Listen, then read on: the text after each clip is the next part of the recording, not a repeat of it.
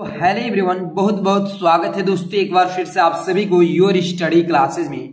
तो दोस्तों आज की इस वीडियो में हम बात करने वाले हैं क्लास 10th गृह विज्ञान। दोस्तों यदि आपके भी कॉलेज में अर्धवार्षिक परीक्षा 2023-24 वाला गृह विज्ञान का पेपर अभी तक नहीं हुआ है तो आज की इस वीडियो को अंत तक देखिए। क्या पता आपके भी जो पेपर होगा गृह विज्ञान का उसमें यही प्रश्न पूछा जाए तो आप उसमें 70 में 70 नंबर क्या कर सकते हैं, स्कोर कर सकते हैं। और आगे आने वाले समय में आपका और 2 माह यानी 3 माह में आपका बोर्ड एग्जाम होगा, ठीक है। और उस बोर्ड एग्जाम में कम से कम इसमें से नहीं तो 40 से 50 नंबर का प्रश्न आपको बोर्ड एग्जाम के पेपर में पक्का देखने को मिलेगा।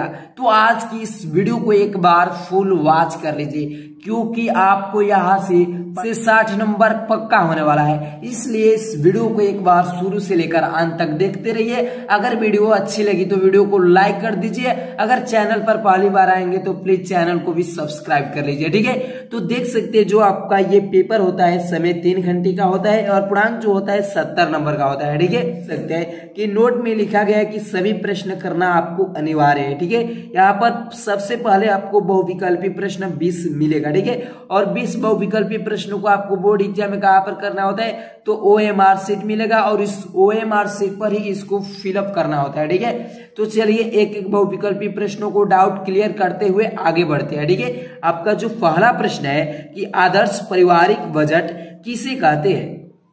आदर्श पारिवारिक बजट किसे कहते हैं तो मासिक बजट, ठीक है। जो एक माह में कितना आप बचत कर रहे हैं उसी को आदर्श पारिवारिक बजट यानी मासिक बजट उसी को कहते हैं, ठीक है। तो इसका राइट आंसर क्या हो जाएगा, बी नंबर हो जाएगा यानी मासिक बजट, ठीक है। अब बात करते हैं प्रश्न नंबर 2 पर कि पारिवारिक बजट बनाने का मुख्य उद्देश्य क्या है। पारिवारिक बजट बनाने का उद्देश्य क्या है, बचत करना, व्यय पर नियंत्रण करना, आय का ज्ञान, उपयुक्त सभी। तो दोस्तों पारिवारिक बजट बनाने का मुख्य उद्देश्य है बचत करना, व्यय पर नियंत्रण करना, आय का ज्ञान, यानी ये सभी तीनों का क्या है मुख्य उद्देश्य, ये सब के सब आवश्यक है। तो इसका राइट आंसर जो हो जाएगा डी नंबर हो जाएगा, उपयुक्त सभी हो जाएगा, ठीक है। अब बात करते हैं प्रश्न नंबर 3 पर। आपका प्रश्न नंबर 3 है कि पारिवारिक बजट का मुख्य मद क्या है। यहाँ पर मद पूछ रहा है, मद, ठीक है। तो भोजन है, दुकान है, मनोरंजन है, फर्नीचर है। तो पारिवारिक बजट का मुख्य मद होगा वो भोजन होगा, क्या होगा, भोजन होगा। इसका राइट आंसर जो हो जाएगा ए नंबर हो जाएगा भोजन। अब बात करते हैं प्रश्न नंबर 4 पर कि जीवन बीमा का मुख्य उद्देश्य है। जीवन बीमा का मुख्य उद्देश्य क्या है, आकस्मिक कार्यों के लिए धन उपलब्ध कराना, शादी विवाह के लिए धन देना, बीमा धारक को आर्थिक सुरक्षा देना, बचत योजना से अधिक लाभ देना, ठीक है। तो जीवन बीमा का मुख्य उद्देश्य जो है वो हो जाएगा, इसका राइट आंसर सी नंबर हो जाएगा, बीमा धारक को आर्थिक सुरक्षा देना। क्या हो जाएगा, बीमा धारक को आर्थिक सुरक्षा देना, इसका राइट आंसर हो जाएगा। और बात करते हैं प्रश्न नंबर 5 पर कि किसान विकास पत्र किसकी योजना है। किसान विकास पत्र किसकी योजना है, बैंक की, जीवन बीमा निगम की, डाक खाने की, इनमें से कोई नहीं। तो इसका राइट आंसर जो हो जाएगा वो डाक खाने की हो जाएगा, क्या हो जाएगा, सी नंबर इसका राइट आंसर डाक खाने। और बात करते हैं प्रश्न नंबर 6 पर कि बचत की आवश्यकता है मनोरंजन के लिए, बंगला खरीदने के लिए, आकस्मिक खर्चों के लिए, उपयुक्त सभी। तो बचत की आवश्यकता है सभी के लिए भाई, मनोरंजन के लिए, बंगला खरीदने के लिए, आकस्मिक खर्चों के लिए। तो इसका राइट आंसर जो हो जाएगा डी नंबर हो जाएगा यानी उपयुक्त सभी हो जाएगा। अब बात करते हैं प्रश्न नंबर 7 पर कि चांदी के बर्तनों की सफाई के लिए, चांदी के बर्तनों की सफाई के लिए चूने पानी का प्रयोग करते हैं, मिट्टी के तेल का प्रयोग करते हैं, सर्फ का प्रयोग करते हैं, पेट्रोल का प्रयोग करते हैं। तो चांदी के बर्तनों को धोने के लिए यानी चांदी को सफाई किससे किया जाता है ताकि वो झलकने लगे, साफ दिखने लगे। तो चांदी के बर्तनों को सफाई करने के लिए चूने के पानी का प्रयोग किया जाता है, बेकिंग सोडा। क्या बेकिंग सोडा यानी चूने के पानी का प्रयोग किया जाता है, उसी को बेकिंग सोडा कहते हैं। ठीक है, अब बात करते हैं प्रश्न नंबर 8 पर कि स्टील के बर्तनों को साफ करते हैं राख से, सूखे चूने से, सोडे के घोल से, बीम से। तो इसका राइट आंसर जो हो जाएगा सी नंबर हो जाएगा, सोडे के घोल से। क्या हो जाएगा, सोडे के घोल से। अब बात करते हैं प्रश्न नंबर 9 पर कि कूड़ा करकट नष्ट करने का क्या उपाय है। कूड़ा करकट नष्ट करने का क्या उपाय है। जलाकर नष्ट किया जा सकता है, खाद बनाकर नष्ट किया जा सकता है, छाट कर उसका उपयोग करके नष्ट किया जा सकता है, इनमें से सभी। तो देखो मेरे दोस्त, कूड़ा करकट को नष्ट करने का कई विधियां, किस तरह से आप कई तरह से उपयोग कर सकते हैं। जो जलाने वाला चीज है उसे आप जला सकते हैं, क्या जला सकते हैं कि नहीं, उसको जला कर क्या कर सकते हैं, नष्ट कर सकते हैं। ठीक है, अब यहाँ पर बात आती है खाद बनाकर, जो ऐसा जो मतलब कूड़ा करकट जिससे आप खाद भी बना सकते हैं। ठीक है, तो उसको खाद बनाकर उसको नष्ट किया जा सकता है। ठीक है, अब यहाँ पर बात करते हैं छांट कर उसका उपयोग। अब जो कूड़ा करकट में जो अच्छी तरह की चीजें है उसको छांट कर उसका उपयोग में अगर लाया जाता है तो उसको उपयोग में भेज दिया जाता है, तो उसको भी उपयोग में ले लिया जाता है छांट कर। ठीक है, तो ये तीनों जब बातें आ गई थी, क्या मार सकते हैं इसका राइट आंसर, इनमें से सभी, डी नंबर इसका राइट आंसर हो जाएगा। ठीक है, अब बात करते हैं प्रश्न नंबर 10 पर। यदि 1 किलो चीनी का मूल्य 40 रुपए है तो 6 किलो चीनी का मूल्य कितना हो जाएगा। तो 6 8 48 यानी 480 रुपया, सॉरी 7 के 24 यानी 240 रुपये हो जाएगा। ठीक है, कितना हो जाएगा, 1 किलो चीनी का दाम 40, तो 6 किलो 7 के 24 यानी 240 रुपया हो जाएगा। इसका राइट आंसर ये हो जाएगा। अब बात करते हैं प्रश्न नंबर 11 पर। 1 दर्जन सेब का मूल्य 60 रुपए है तो 1 सेब का मूल्य क्या होगा। 1 दर्जन, ये बताइए कि 1 दर्जन में कितने केले होते हैं मेरे दोस्त। 1 दर्जन केले में 12, 1 दर्जन सेब में 12 केले, 12 सेब। 1 दर्जन केले में, 1 दर्जन सेब में कितने सेब हो जाएंगे, तो 12 सेब हो जाएंगे। ठीक है, और 1 सेब की दाम पूछ रहा है, 12 सेब का मूल्य 60 रुपए है तो 1 सेब का मूल्य निकालने के लिए क्या कर देंगे, 12 से भाग देंगे। जब 60 में 12 से भाग देंगे तो 12 5 60 यानी 5 बार में डिवाइड हो जाएगा। तो 1 केले का मूल्य, 1 सेब का मूल्य कितना हो जाएगा, तो 5 रुपए हो जाएगा। ठीक है, कितना रुपए हो जाएगा, 5 रुपए हो जाएगा। और बात करते हैं प्रश्न नंबर 12 पर। आधा किलोग्राम में कितने ग्राम होते हैं। आधा किलोग्राम में यानी 500 ग्राम, और 500 ग्राम, आधा किलो में कितने ग्राम होते हैं, यानी 500 ग्राम होते हैं। तो आधा किलो में कितने ग्राम होते हैं, तो 500 ग्राम होते हैं। अब बात करते हैं प्रश्न नंबर 13 पर कि निम्नलिखित में से कौन सा रोग अशुद्ध जल से नहीं फैलता है। अशुद्ध जल से कौन सा रोग नहीं फैलता है। हैजा रोग नहीं फैलता है, अतिसार रोग, क्षय रोग, टाइफाइड। तो देखिए दोस्तों, अशुद्ध जल से फैलने वाला रोग है हैजा, अतिसार, टाइफाइड। तो क्षय रोग जो होता है अशुद्ध जल से नहीं फैलता है, तो इसका राइट आंसर जो हो जाएगा क्षय रोग हो जाएगा। अब बात करते हैं प्रश्न नंबर 14 पर कि जल द्वारा फैलने वाला एक रोग कौन सा है। जल द्वारा फैलने वाला एक रोग कौन सा है। प्लेग रोग है, चेचक रोग है, मोतीझरा रोग है, हैजा है। तो देखो हैजा जो रोग है ना, ये जल के द्वारा फैलने वाला रोग है। जल के द्वारा फैलने वाला रोग कौन सा है, हैजा है। तो इसका राइट आंसर डी नंबर हो जाएगा हैजा। अब बात करते हैं प्रश्न नंबर 15 पर कि संक्रामक रोगों से बचाव का मुख्य उपाय क्या है। संक्रामक रोगों से बचाव का मुख्य उपाय क्या है। धूप में बैठना, व्यायाम करना, प्रातः काल टहलना, बचाव के टिक्के लगवाना। तो देखो, संक्रामक रोगों से बचाव का मुख्य जो उपाय है वो टिक्का है।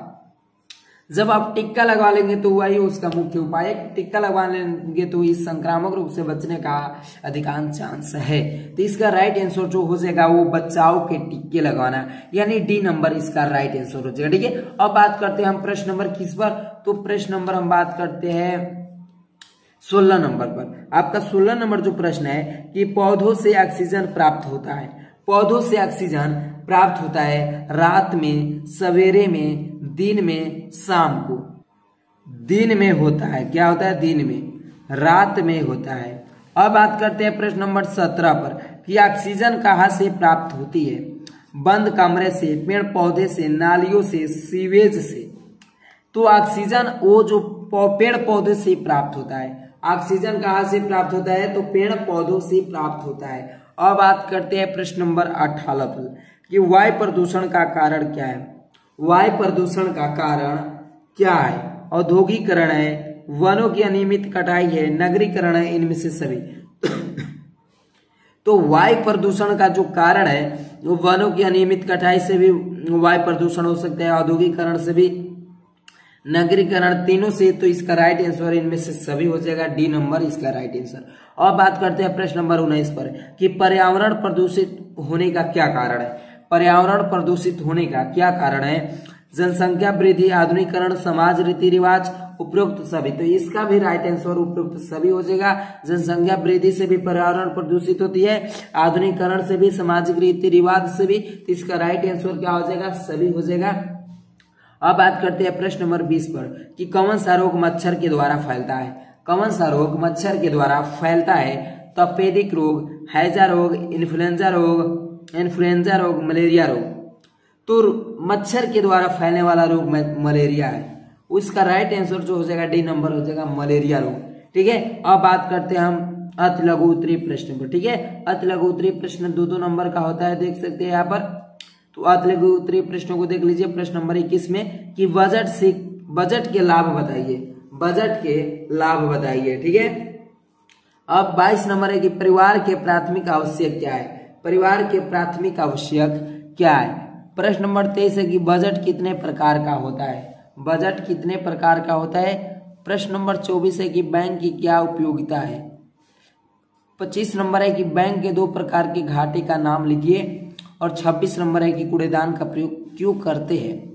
कूड़ेदान का प्रयोग क्यों करते हैं। प्रत्येक 2-2 नंबर का है। और जो अति लघु उत्तरीय में प्रश्न आता है 6 प्रश्न आता है। ठीक है। और प्रत्येक 2-2 नंबर यानी 12 नंबर अति लघु उत्तरीय प्रश्नों से आपको पूछा जाता है। इन सभी का उत्तर जो मॉडल पेपर 2024 का बोर्ड ने जारी किया था उसमें इन सभी का ये सभी के सभी प्रश्न पूछे गए हैं। लगभग में 1-2 ऐसा जो प्रश्न होगा जो नहीं पूछा गया होगा। ठीक है। तो इन सभी का प्रश्न आपको मिल जाएगा। ठीक है। अब बात करते हैं हम प्रश्न नंबर लघु उत्तरीय प्रश्न पर। ठीक है। लघु उत्तरीय प्रश्न पर 27 नंबर इस जो लघु उत्तरीय प्रश्न आता है 4-4 नंबर का आता है। कितने नंबर? 4-4 नंबर का। और 3 प्रश्न ही आता है। तो देख सकते हैं यहाँ पर 4 प्रश्न आता है लघु उत्तरीय में। ठीक है। अब बात हम करते हैं 5 प्रश्न आता है लघु उत्तरीय में। अब बात करते हैं 27 नंबर पर कि आय कितने प्रकार की होती है, विवरण दीजिए। आय कितने प्रकार की होती है, विवरण दीजिए। घर की सफाई का क्या, घर की सफाई का अर्थ है, घर की सफाई का अर्थ है। प्रश्न नंबर 29 है कि सफाई के आधुनिक उपकरणों के नाम लिखिए। सफाई के आधुनिक उपकरणों के नाम लिखिए। अब प्रश्न नंबर है 30 नंबर कि घर में पर्दों लगवाने का लाभ क्या है। पर्दा खरीदते समय किन किन बातों को ध्यान में रखना चाहिए। घर में पर्दा लगाने का लाभ क्या है और पर्दों खरीदते समय किन किन बातों का ध्यान में रखना चाहिए। अब बात करते हैं प्रश्न नंबर 31 पर कि यदि 20 मीटर कपड़े का मूल्य 1000 है, 20 मीटर कपड़े का मूल्य 1000 है तो 1 मीटर कपड़े का मूल्य क्या होगा। 20 से डिवाइडेड कर दो, 1 से 1 शून्य कैंसिल, 100 में 2 से भाग देंगे 50, तो कितने रुपए हो जाएगा? 50 रुपए हो जाएगा। अब बात करते हैं दीर्घ उत्तरीय प्रश्न में। आपका दीर्घ उत्तरीय प्रश्न 2 आता है। ठीक है।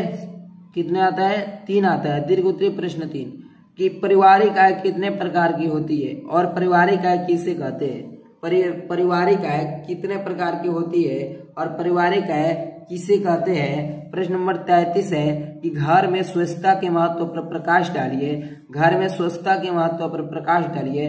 प्रश्न नंबर 34 इस वीडियो का अंतिम प्रश्न है कि दूषित जल से फैलने वाले रोग कौन कौन से है। दूषित जल से फैलने वाले रोग कौन कौन से है। तो दोस्तों इस चैनल पर 2023-24 वाला जो बोर्ड ने जारी कर दिया है मॉडल पेपर, उसका A to Z सॉल्यूशन इस चैनल पर कराया जा रहा है। और हिंदी और गृह विज्ञान 2 सब्जेक्टों का मॉडल पेपर 2023-24 वाला बोर्ड ने जारी किया था, उसका A to Z सॉल्यूशन इस चैनल पर पब्लिश कर दिया गया है। ठीक है। अगर उस वीडियो को अभी तक नहीं देखे हो तो प्लीज जाइए चैनल के वीडियो प्लेलिस्ट में और वहां पर आपको सब के सब मॉडल पेपर का प्लेलिस्ट मिल जाएगा। ठीक है। तो देख सकते आज की इस वीडियो में इतना ही। तब तक ले जय हिंद, जय भारत, वंदे मातरम।